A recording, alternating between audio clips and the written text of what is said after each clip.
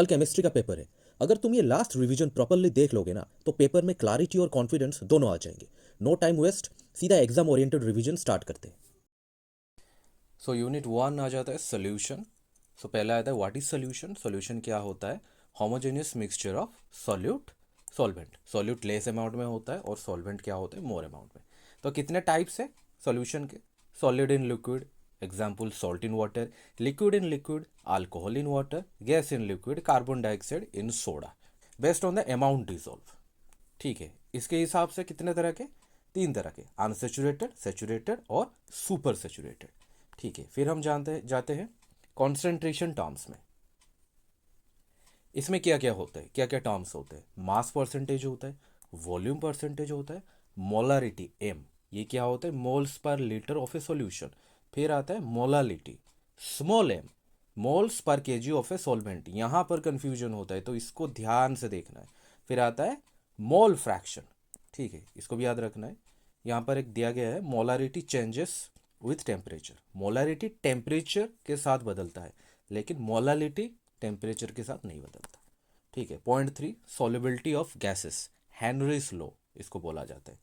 तो P equal to के सब एच एक्स। ठीक ठीक है, P इक्वल टू के एच एस। सो गैस सॉल्युबिलिटी क्या होता है? Increase with pressure. गैस का जो सॉल्युबिलिटी होता है ना वो प्रेशर के साथ बढ़ता है। और डिक्रीज विथ टेम्परेचर, टेम्परेचर के साथ ये डिक्रीज होता है। ठीक है, फिर आता है vapour pressure, Raoult's law. P सब ए इक्वल टू पी नॉट सब ए एक्स ए। ठीक है, ये है हमारा इसका इक्वेशन।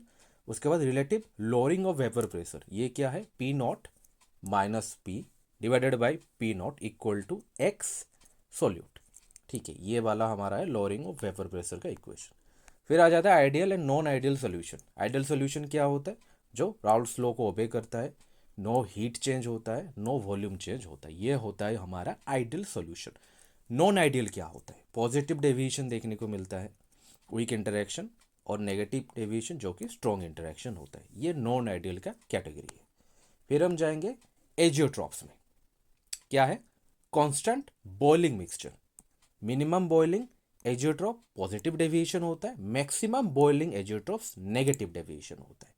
तो it can not be separated by simple distillation से हम इनको सेपरेट नहीं कर सकते एजियोट्रॉप्स। ठीक है, फिर आता है colligative property, relative lowering of vapour pressure.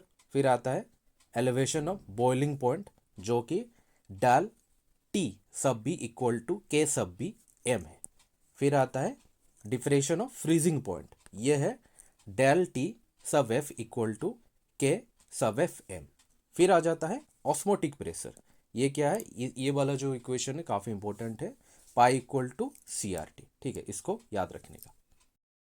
और यहाँ पर relative lowering of vapour pressure का जो फॉर्मूला है P naught minus P divided by P naught equal to X two. ठीक है, फिर हम बढ़ेंगे abnormal molar mass, van't Hoff factor, I equal to observed value divided by calculated value. अगर I का वैल्यू वन से ज़्यादा होगा तो डिसोसिएशन होगा, अगर आई का वैल्यू वन से लेस होगा तो एसोसिएशन होगा। फिर आता है यूनिट टू इलेक्ट्रोकेमिस्ट्री। तो पहले आ जाता है इलेक्ट्रोकेमिकल सेल क्या करता है? केमिकल एनर्जी को इलेक्ट्रिकल एनर्जी में कन्वर्ट करता है। ये गाल्वानिक सेल का इक्वेशन है, E naught cell equal to E naught cathode minus E naught anode. ठीक है, फिर आ जाता है स्टैंडर्ड हाइड्रोजन इलेक्ट्रोड, इसका पोटेंशियल हमेशा जीरो होता है और ये रेफरेंस इलेक्ट्रोड की तरह यूज़ किया जाता है। नेक्स्ट इक्वेशन बार बार बता रहा हूँ, E equal to E naught minus 0.0591 divided by N log Q. ये काफ़ी ज़्यादा इंपॉर्टेंट है, इसको याद रखने का। फिर आ जाता है relation between EMF and Gibbs free energy, ये काफ़ी इंपॉर्टेंट है। तो गिब्स फ्री एनर्जी का ये वाला हमारा इक्वेशन है और इसको हम इस तरह से भी लिख सकते हैं। अगर हम टेम्परेचर 298 के की बात करें तो ये कुछ इस तरह से, E naught cell equal to 0.0591 n log K. तो यहाँ पर 3 मार्क जो होते हैं क्वेश्चन उसके फाउंडेशन यहाँ से ही बनते हैं। ठीक है, फिर हम जाएंगे पॉइंट 6 में कंडक्टेंस, मोलर कंडक्टिविटी लैम्बडा सब एम। जो स्ट्रॉन्ग इलेक्ट्रोलाइट होता है स्मॉल इंक्रीज ऑन डाइल्यूशन, और जो वीक इलेक्ट्रोलाइट होता है वो लार्ज इंक्रीज ऑन डाइल्यूशन होता है। ठीक है, फिर आ जाता है Kohlrausch law, lambda M equal to lambda naught M equal to lambda naught plus plus lambda naught minus, ये वाला हमारा कोलराउस रो का इक्वेशन है। किस लिए यूज होता है? Use to calculate limiting molar conductivity of weak electrolyte. So basically limiting molar conductivity of weak electrolyte, इसको कैलकुलेट करने के लिए कोलराउस लॉ को यूज़ किया जाता है। फिर आ जाता है Faraday's law of electrolysis. M equal to Z I T, M mass deposited, Z होता है electrochemical equivalent, I current, T time. ठीक है। फिर आता है बैटरीज, बैटरीज प्राइमरी होते हैं, सेकेंडरी होते हैं, लिथियम आयन बैटरी होते हैं। फिर फ्यूल सेल आता है, hydrogen fuel cell clean energy ये देता है। ठीक है, ग्रीन एनर्जी, क्लीन एनर्जी बोला जा सकता है। कोरिशन क्या होता है? Rusting of iron. कैसे रोका जा सकता है? पेंटिंग, गैल्वानाइजेशन, एलोइंग, इनसे हम इसको रोक सकते हैं। ठीक है। फिर आ जाता है केमिकल काइनेटिक्स। फास्ट स्टार्टिंग में होता है रेट ऑफ रिएक्शन। रेट क्या होता है? चेंज इन कॉन्सेंट्रेशन पर टाइम। ठीक है, चेंज इन कॉन्सेंट्रेशन पर time. Order versus molecularity. Order क्या होता है? एक्सपेरिमेंट होता है, ये जीरो हो सकता है, फ्रैक्शन भी हो सकता है, होल भी हो सकता है। मॉलिक्यूलरिटी क्या होता है? थियोरेटिकल होता है, ये ऑलवेज होल नंबर होता है, याद रखना। जीरो ऑर्डर रिएक्शन, ये वाला इसका इक्वेशन है, और ये हाफ लाइफ का इसका इक्वेशन है।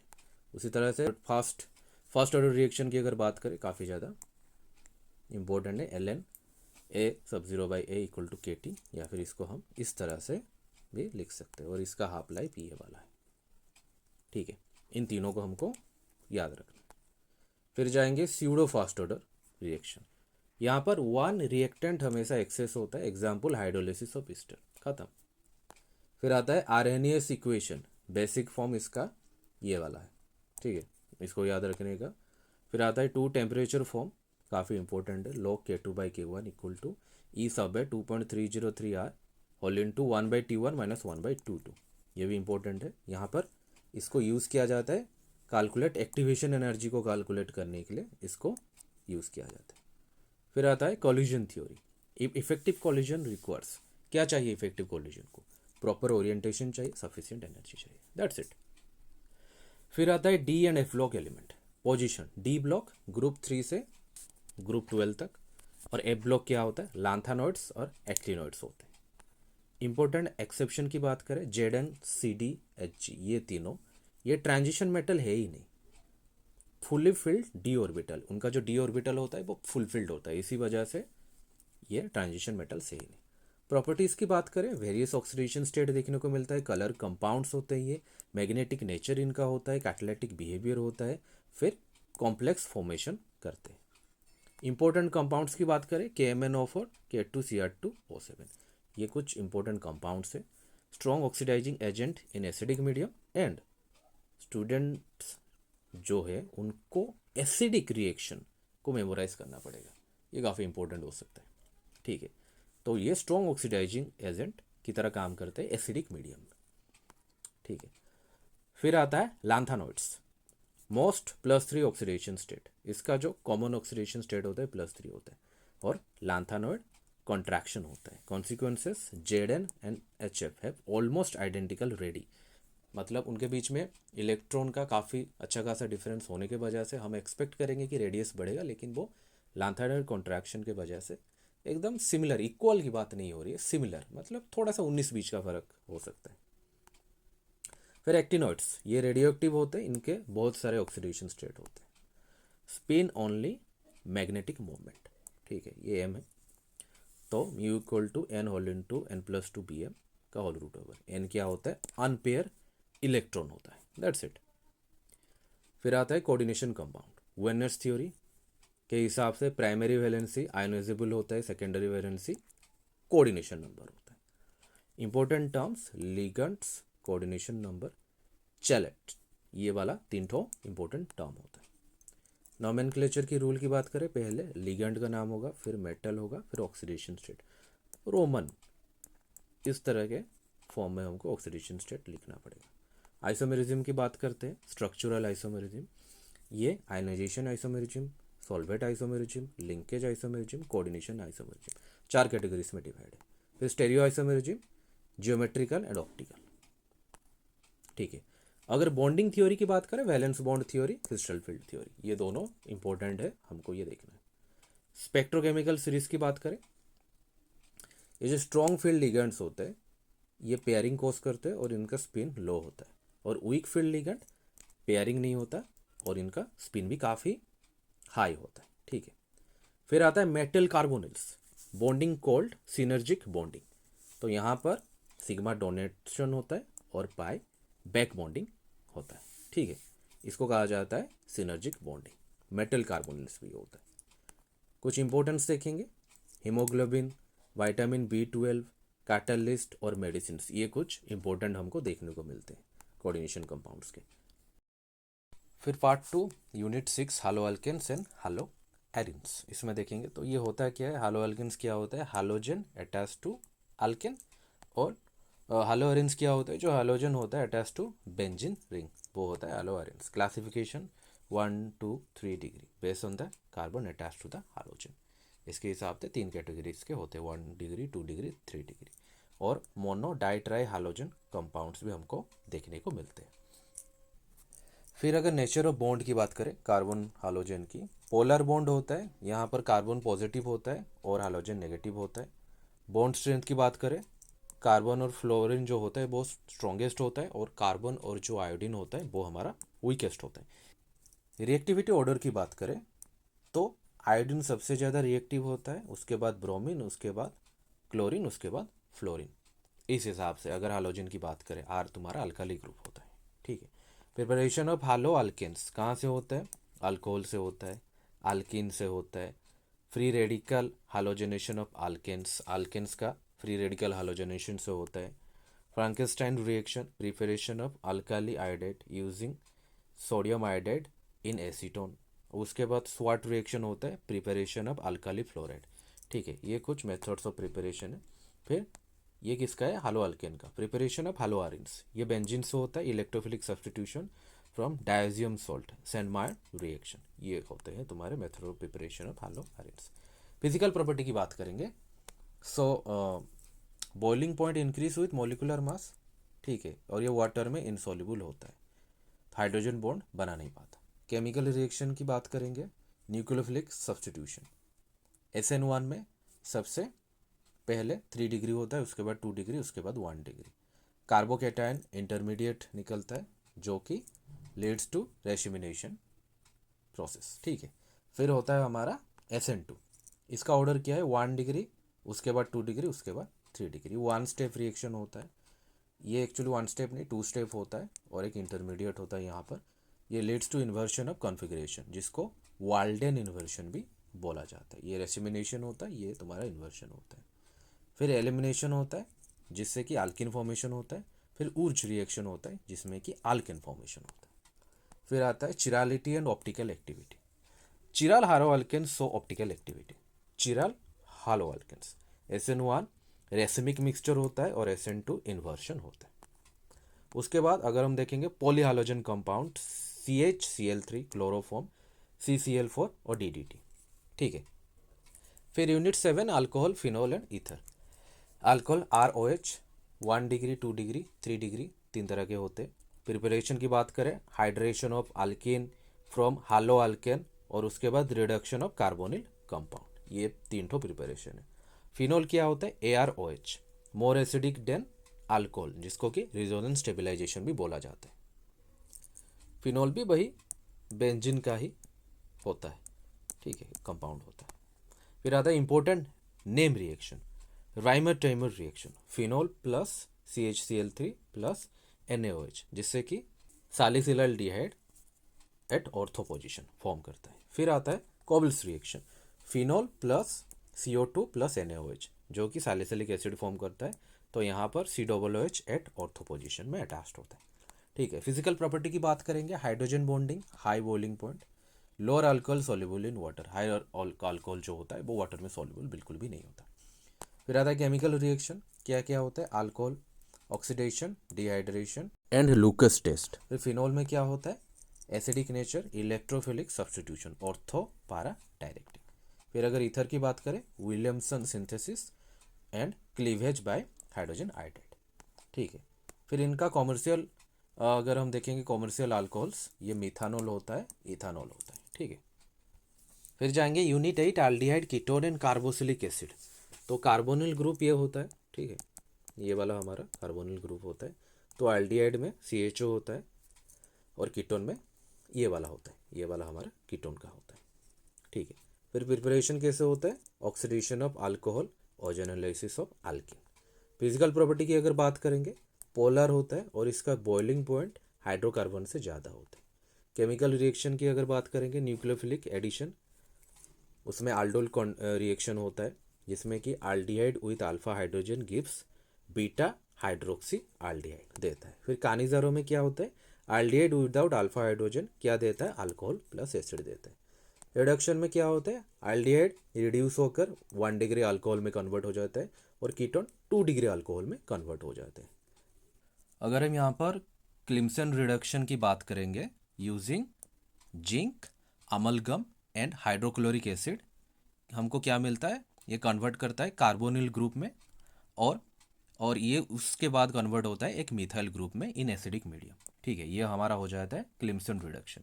फिर वुल्फ किर्चनर रिडक्शन की अगर हम बात करेंगे, यहाँ पर यूज़ होता है हाइड्राजाइन एंड पोटेशियम हाइड्रोक्साइड। ठीक है, जो कि कन्वर्ट हो जाता है कार्बोनिल ग्रुप में to a methane group in basic medium में। ठीक है, ये वाला एसिडिक मीडियम में होता है, ये तुम्हारा बेसिक मीडियम में हो जाता है। उसके बाद ऑक्सीडेशन में क्या होता है? एल्डिहाइड एसिड में कन्वर्ट हो जाता है। टेस्ट की बात करें, टॉलेंस टेस्ट जो कि सिल्वर मिरर देता है। अगर फेलिंग्स टेस्ट करेंगे तो वो रेड प्रेसिपिटेशन मिलेगा। उसके बाद कार्बोक्सिलिक एसिड, ये इसका ग्रुप है। प्रिपरेशन कैसे होता है? Oxidation of aldehyde, hydrolysis of nitriles. Properties की बात करें, ज़्यादातर एसिडिक होता है रिजोनेंस स्टेबिलिटी की वजह से। फॉर्म हाइड्रोजन बॉन्ड जो कि डाइमर फॉर्मेशन होता है या फिर डीमर फॉर्मेशन। रिएक्शन की बात करें, स्टेरिफिकेशन, डी कार्बोक्सिलेशन और फिर HBZ reaction, Hell Volhard Zelinsky, alpha halogenation of carboxylic acid. ये हमारे कुछ रिएक्शन होते हैं HBZ, Hell Volhard Zelinsky. Uses की बात करें, एसिडिक एसिड, विनेगर, और भी मल्टीपल यूजेस हो जाए, जो जो इंपॉर्टेंट है यहाँ पर सॉर्टेड किया गया है। आमीन्स की बात करते हैं, अमोनिया से डिराइव किया जाता है NH3 से। प्राइमरी होता है, सेकेंडरी होता है, टर्शियरी होता है। प्रिपरेशन की बात करें, रिडक्शन ऑफ नाइट्रो कंपाउंड, फिर होता है फ्रॉम हालो अल्केन, फिर होता है गावरियल सिंथेसिस। फिर बेसिक नेचर की अगर बात करेंगे, एलिफेटिक सबसे ज़्यादा बेसिक होता है, उसके बाद NH3, उसके बाद एरोमेटिक। ठीक है, इंपॉर्टेंट टेस्ट की अगर बात करेंगे, Hinsberg test, distinguish between primary secondary tertiary amine using benzene sulphonic chloride.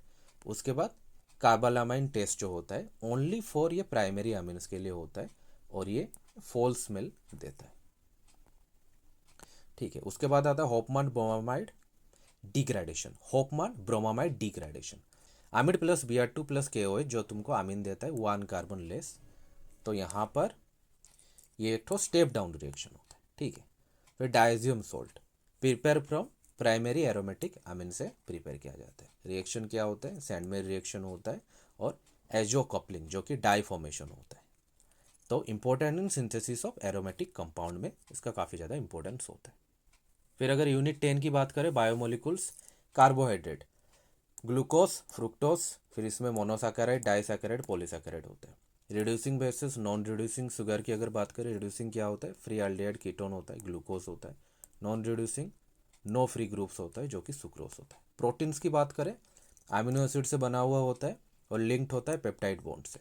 Amino acid exist as a zwitter ion जो कि molecule having both positive and negative charges but overall neutral होता है। ठीक है, डीनेचुरेशन की बात करें, loss of 3D structure due to heat, example boiling eggs. 3D structure जो लूज हो जाता है हीटिंग की वजह से, उसको डीनेचुरेशन कहा जाता है। एंजाइम्स की बात करें, बायोलॉजिकल कैटलिस्ट होते हैं। वाइटामिन वाटर सोल्यूबल B और C होता है। फैट सोल्यूबल ADEK होता है। न्यूक्लिक एसिड दो तरह के, DNA RNA जेनेटिक मटेरियल होते हैं, ATCG DNA का, RNA का AUCG। ठीक है, फिर हार्मोन्स की बात करें, ये केमिकल मैसेंजर्स होते हैं। ठीक है, कुछ अल्ट्रासाउंड मेमोरी बूस्टर की बात करें, SN1 रेसिमिनेशन होता है, SN2 इन्वर्शन होता है, फ्रैंकेनस्टाइन अल्काली आयोडाइड, स्वार्ट्स तुम्हारा अल्काली फ्लोराइड, फिनोल तुम्हारा राइमर प्लस कोबल होता है, और यहाँ पर C double bond O2 CH2 ये क्लिम्सन वुल्फ किर्चनर होता है। और एसिड की अगर बात करें, HBZ अल्फा हालोजनेशन होता है। प्राइमरी अमीन कार्बालामाइन, उसके बाद अमीड जो होता है होपमान, वन कार्बन माइनस हो जाते हैं। शुगर जो होता है रिड्यूसिंग वर्सेस नॉन रिड्यूसिंग होता है, ठीक है। और एमिनो एसिड ड्यूटर आयन और प्रोटीन जो होता है डीनेचुरेशन होता है। बस इतना रिवाइज कर लो और पेपर में जो आता है वही कॉन्फिडेंटली लिखना। अगर हेल्पफुल लगा हो एक सीरियस स्टूडेंट फ्रेंड को शेयर ज़रूर करना। ऑल द बेस्ट, जाओ और पेपर डोमिनेट करो।